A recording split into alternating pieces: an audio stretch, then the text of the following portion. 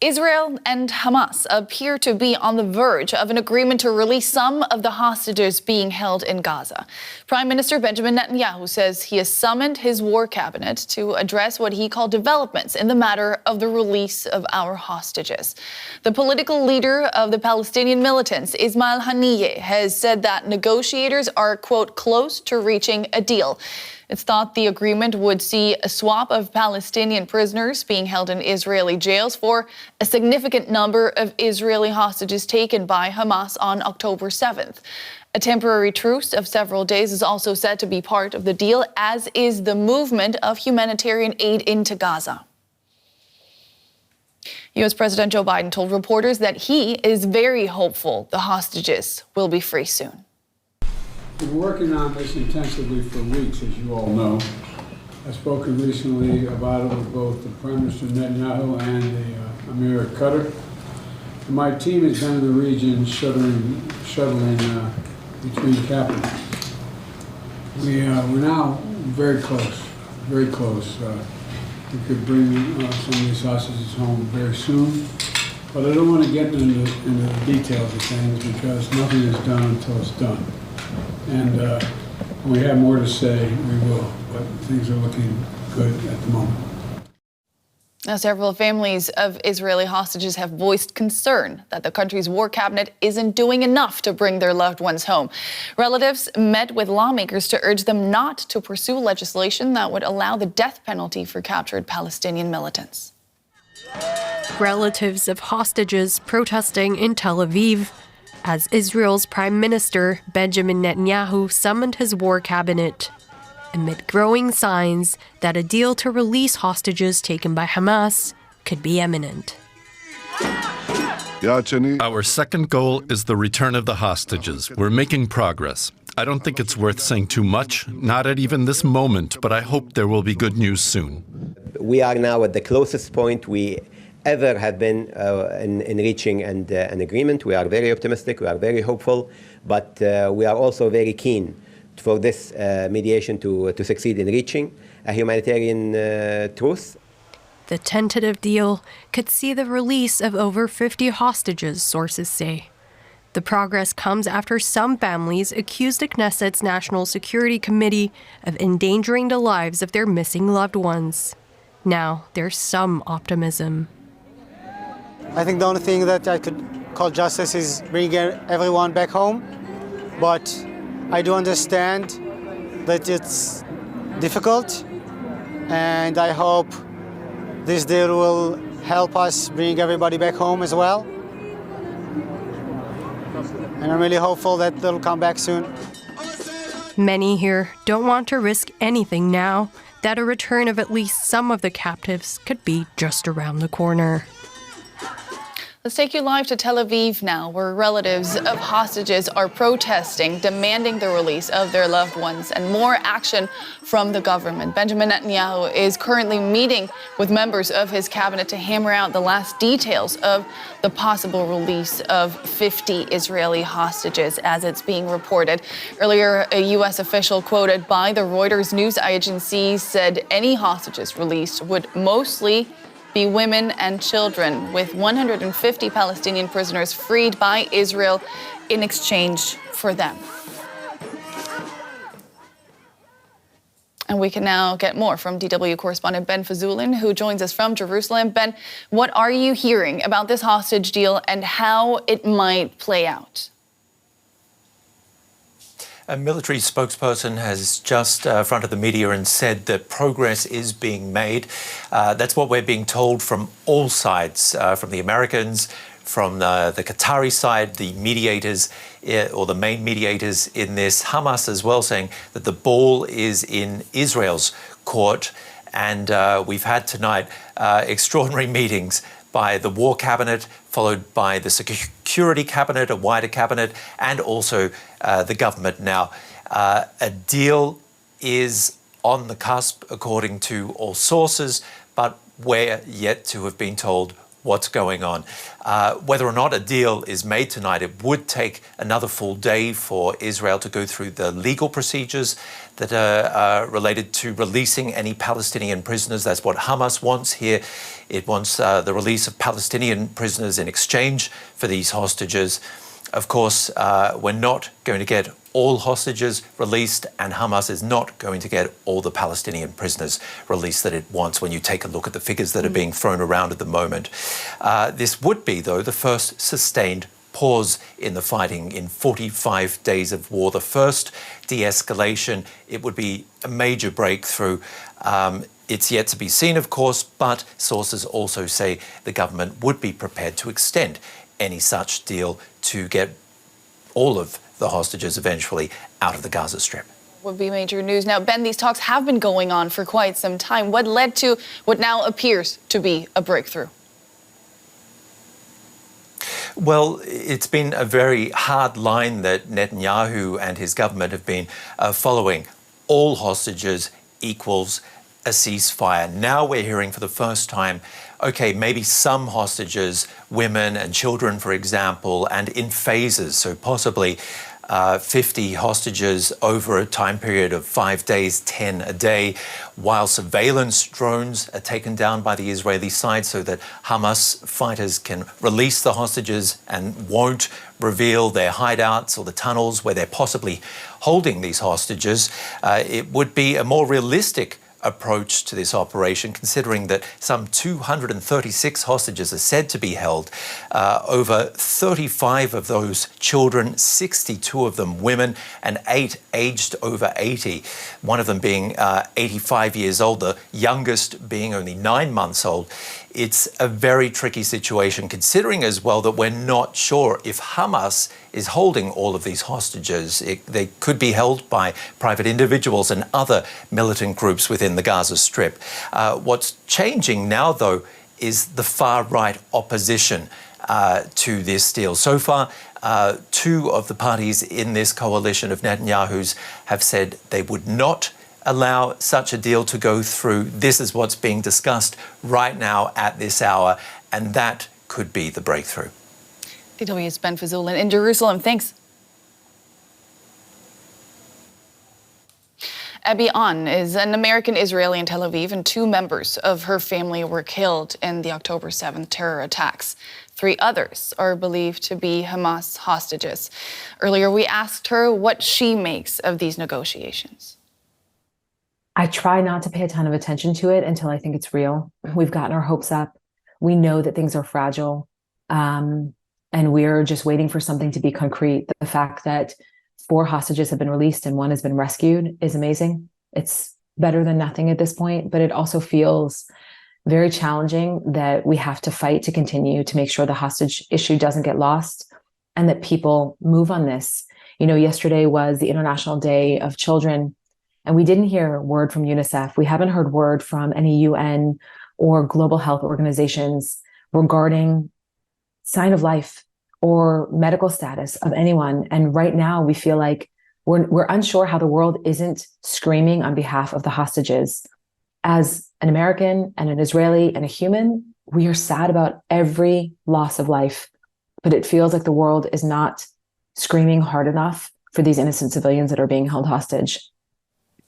That was Abby An, an American-Israeli relative of Gaza hostages who spoke to DW earlier today. Now, for more on this proposed deal that looks like it's on the table, I'm joined by DW's Shani Rosanes.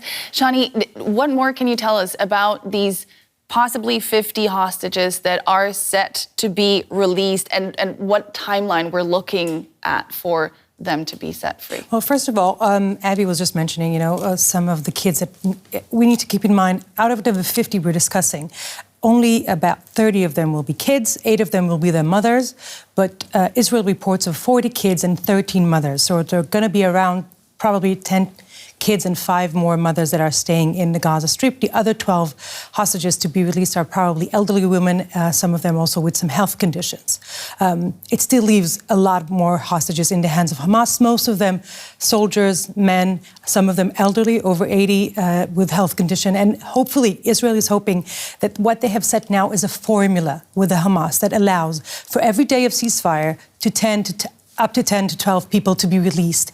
And hopefully in Israel, it will not end with 50, but can maybe rise up to 80 hostages for about a week of ceasefire, which is what Hamas is very much interested in. And it's probably the key to this breakthrough. Israel claims that its hard pressure on Gaza, on the northern part of Gaza, is the determining factor that leads Hamas finally to agree to a deal, because they need the time of the ceasefire in order to regroup, in order to replenish their resources. And obviously, most of all, they need the fuel that Israel is promising to deliver as part of this deal. Now, not everybody in Netanyahu's governing coalition is on board with this proposed deal. Could they still block it? No, they don't have the numbers. It's also part of the political game they're playing. This is the more extreme right wings of the party that the Americans know of, that Israelis know of, and that's also partly why Netanyahu extended his government and brought more moderate forces into the government, because he knew he would need more, voices to be grounding his decisions when it comes to this operation in Gaza. Let's keep in mind what we're talking about. Israel cabinet is now voting on this deal. There will be opposition, but it will get the majority of votes. Then there are 24 hours for appeals to the Israeli Supreme Court. If there are any people among Israelis, maybe families of those who are not supposed to be released, maybe people connected to some of the prisoners. Israel has Palestinian prisoners that are going to be released as part of this deal. If their victims, families of their victims are interested in appealing to the court, they can do that for the 24 hours. And Israel is hoping to see the first release sometimes around Friday, maybe Saturday, at the latest. So this is the timeline we're looking at, and this is so still some time also for the Israeli IDF forces to get ready for the ceasefire that's going to put him a bit more vulnerable, so they need to be protecting themselves better. That's going to be happening also in the next 48 hours. Exactly, because it is very much in Israel's interest to get as many hostages out of Gaza as possible. Correct. But how dangerous can it be for the IDF and for the operation in Gaza to allow Hamas to regroup, refuel, kind of gather themselves in those 5 days that we're looking at? IDF claims this is actually great timing, because so far they've been operating in the northern part of the Gaza Strip, and they were planning to go into the south. So this is exactly the half point for them. Also, you need to keep in mind when you look at Israeli politicians' statements, they are talking about a long fight against Hamas. They're talking in a matter of months, maybe up to a year. So in the greater scheme of events, these few days, this week or 2 weeks of the expected ceasefire, they don't see it to be such a crucial element in the overall, scheme to annihilate Hamas's rule in Gaza. This is the way Israelis see it. And this is also partly why Hamas is looking into this deal. They want to stall as much as possible. If they can use the hostages in order to deter Israel from fighting, they hope that, by the time, the longer it takes for Israel to restart later is an advantage for them. And also they hope the international community will say after 2 weeks or 3 weeks of ceasefire, okay, let's move on. The fighting phase is behind us. Let's try to find other solutions. This is partly the assumption why Hamas is going for this deal. Yeah.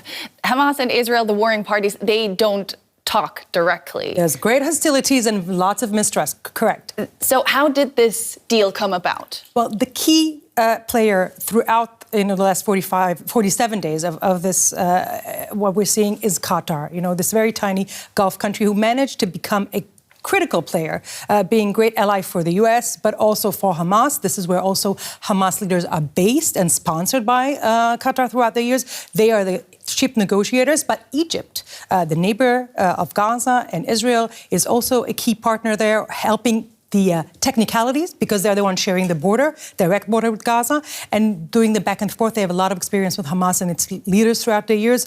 So many ways not to directly speak, but it seemed to be finally working. This is also why there's a lot of hesitation, a lot of carefulness in Israel. Many of the politicians still saying nothing is over till it's done.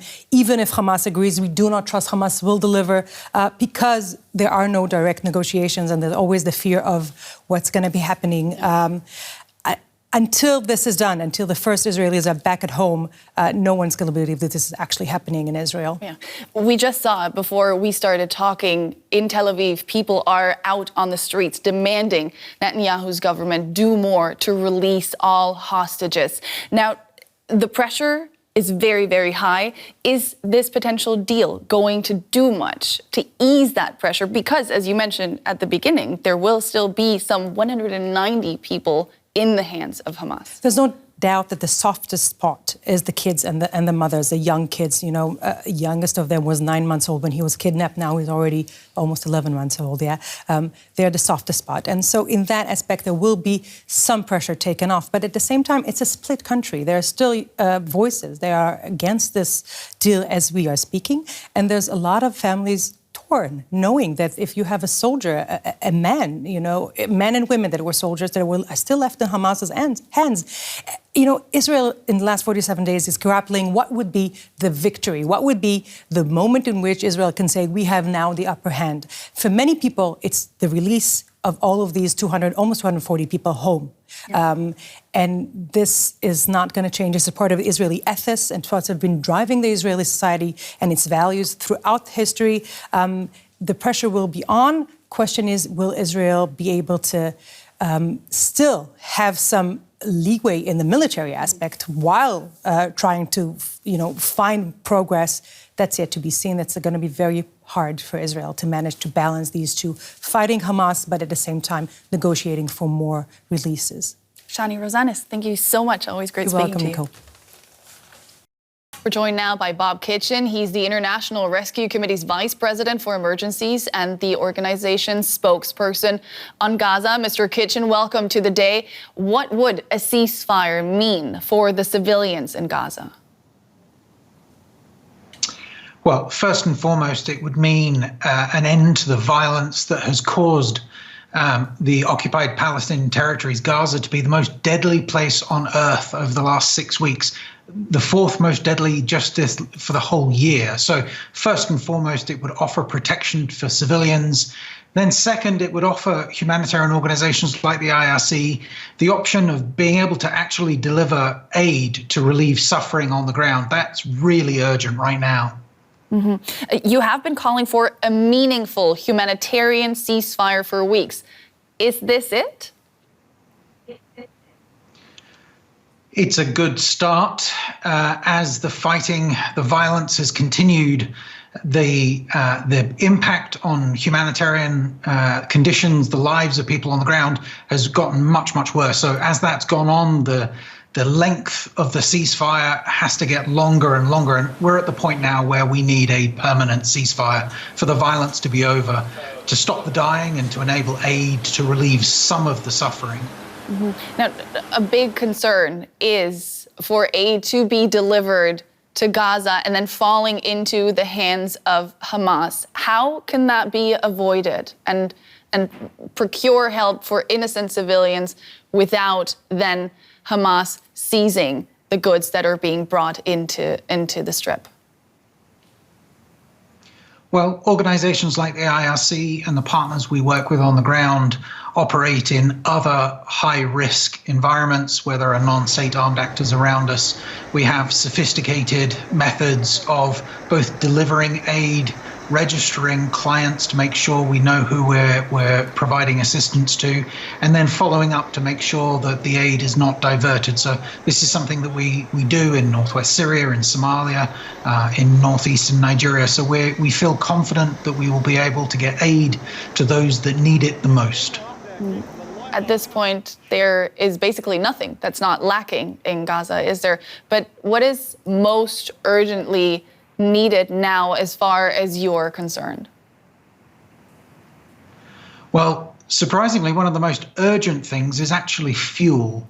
There is a trickle of aid getting in across the border from Egypt, but it's being compromised because it's stuck. There's no fuel in Gaza to enable the trucks that you're showing now. They cross the border and then have to stop because there's no fuel to enable onwards transportation. There's no fuel for generators to power hospitals. There's no fuel to power the generators that people require to produce food. So one fundamental thing that we need to make a change on is that fuel be allowed in specifically for humanitarian purposes. That will empower switching the lights back on, the machines back on in hospitals, get food flowing again, and get aid into the hands of people most desperately in need. Mm-hmm. Now that you mentioned the hospitals, the WHO says critical trauma care is not possible in any of Gaza's hospital right now. Is there any way of fixing a collapsed system within a couple of days? We're looking at 4 or 5 days of ceasefire right now. Well, that goes back to my initial answer that 4 or 5 days isn't sufficient given the level of destruction and humanitarian need that we're facing. But we can make progress. If we can get fuel in, yes, we can get the hospitals back up and running, lights switched back on, machines working, surgeries happening. We can get pharmaceuticals, anesthetics back into the hands of doctors. We can make a difference very rapidly, but 4 or 5 days is not enough given the scale of destruction, the scale of damage and suffering that we see on the ground. Mm-hmm. So the ceasefire we're talking about is limited in scope, and this is not the end of the war, hardly the end of Gazans' plight. What needs to be done to alleviate the suffering of those caught in the middle of the fighting with nowhere to go? Well, we've discussed getting aid across. First is, I think, opening additional border crossings, so not all of it has to go in through Egypt.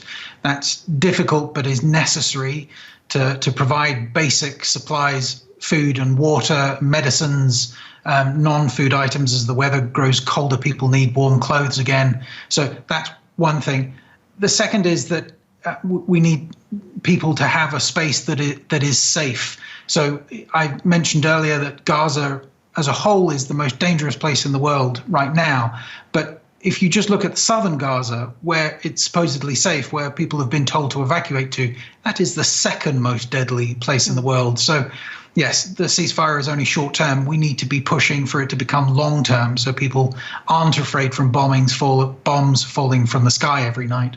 Now, your organization was founded to help people survive, recover, and rebuild. The Gazans who survived this war, how can they begin to recover, and can they ever rebuild? I certainly hope so. It's one of the most complex crises in the world. We're dealing with 2 million civilians who have been displaced, 1.5 displaced right now, but over the years, the suffering that the Palestinians have faced is significant. The path towards peace is not open right now. Member states around the world need to push forward this humanitarian ceasefire resolution at the UN to stop the fighting, and then there needs to be serious conversations about what's next. So both sides of the conflict can live in peace, but principally right now, no more lives are lost on the Palestinian side, that we can start the process of reopening hospitals, finding ways to get the people who have been displaced back into appropriate housing before the winter turns too cold. There's things that we can do immediately. The long term is going to require some negotiations and commitment towards peace.